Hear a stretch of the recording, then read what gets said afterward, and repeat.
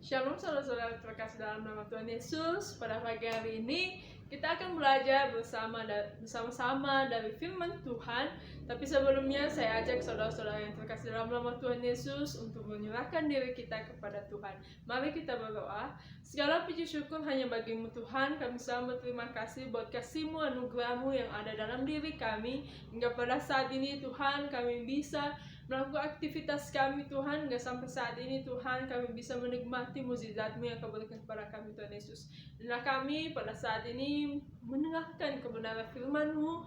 Biarlah kebenaran firman-Mu menjadi rema dalam diri kami. Biarlah kebenaran firman-Mu menjadi pedoman dalam diri kami, sehingga kami semakin layak di hadapan-Mu Tuhan Yesus. Terlebih hamba-Mu yang menyampaikan firman-Mu, biarlah Roh Kudus-Mu yang selalu mengingatkan, yang mengurapi hamba-Mu Tuhan. Inilah kami serahkan dalam tangan-Mu. Hanya dalam nama Tuhan Yesus kami berdoa. Haleluya. Amin. Saudara-saudara yang terkasih dalam nama Tuhan Yesus, pada pagi hari ini saya ambil renungan kita dari Matius pasal 5 ayat 13 sampai 16. Saya akan membacakannya bagi kita semua. Garam dunia dan terang dunia. Kamu adalah garam dunia. Jika garam itu menjadi tawar, dengan apakah ia diasingkan? Tidak ada lagi gunanya selain dibuang dan diinjak orang. Kamu adalah terang dunia. Kota yang terletak di atas gunung tidak mungkin tersembunyi. Lagi pula orang tidak menyalakan pelita lalu meletakkannya di bawah gata, melainkan di atas kaki dia sehingga menerangi semua orang di dalam rumah itu. Demikianlah hendaknya terangmu bercahaya di depan orang, supaya mereka melihat perbuatanmu yang baik dan memuliakan Bapa-Mu yang di surga. Saudara-saudara yang terkasih dalam nama Tuhan Yesus, sini kita belajar yaitu Tuhan mengajarkan kita yaitu menjadi garam dunia. Kalau kita lihat, garam sangat penting. Garam berfungsi untuk mengawetkan atau untuk mencegah kebusukan pada makanan. Pada zaman dahulu mungkin nggak ada yang namanya freezer, nggak ada yang namanya kulkas untuk mengawetkan makanan tersebut. Tapi pada zaman dahulu mereka menggunakan garam untuk mengawetkan, terlebih mereka yang bekerja dalam seperti nelayan. Saudara-saudara yang terkasih dalam nama Tuhan Yesus, betapa pentingnya garam pada zaman dahulu. Mereka sangat membutuhkan garam untuk mengawetkan hasil nelayan mereka. Begitupun dengan kita pada saat ini, Tuhan Yesus mengingatkan kepada kita bahwa kamu adalah garam dunia. Sama seperti bahwa kita adalah orang-orang yang terpenting, orang-orang yang penting bagi Tuhan dan bagi dunia ini. Kita adalah garam. Garam sangat penting dan Yesus mengatakan bahwa diri kita adalah garam.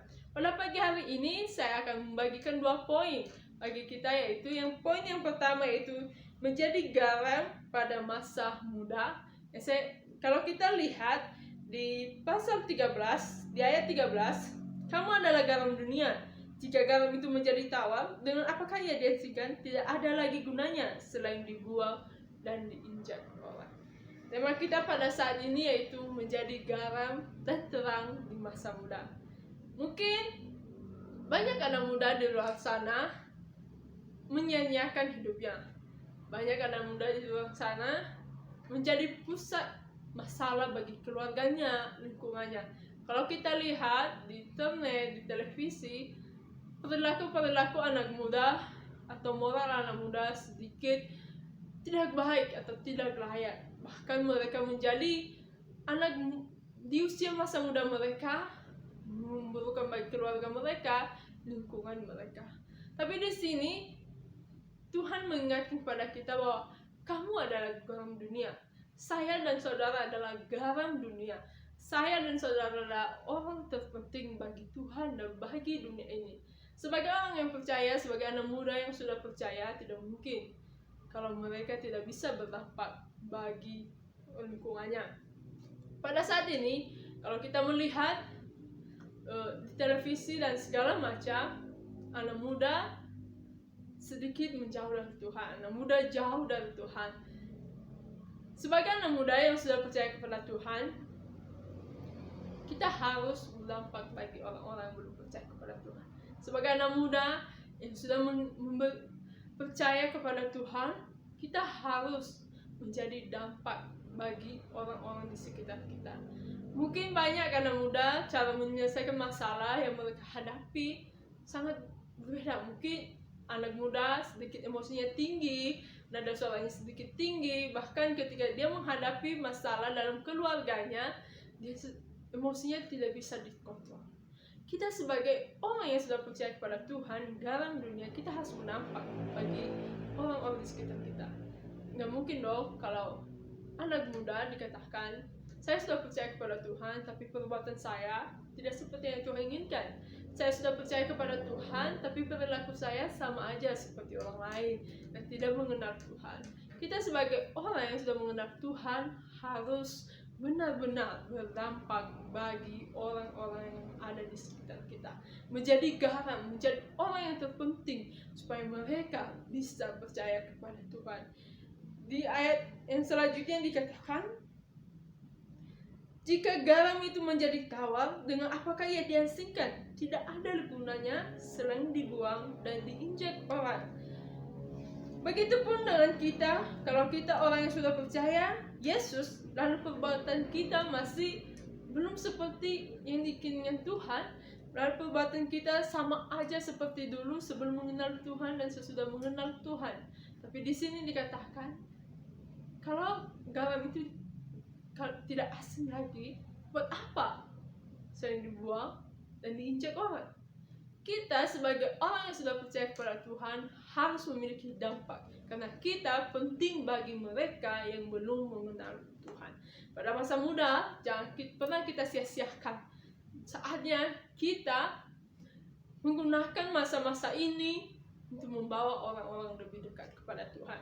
Poin yang kedua itu, masa muda menjadi terang bagi keluarga, sahabat, dan lingkungan.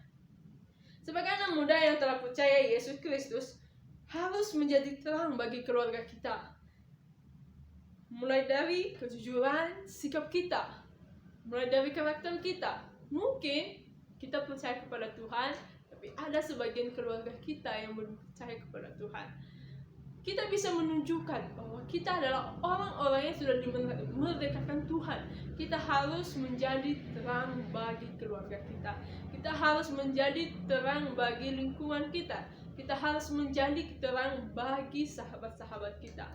Kalau kita memiliki masalah dalam keluarga, lingkungan, dan sahabat kita, jangan berpikir secara negatif, tapi selalu berpikir secara positif.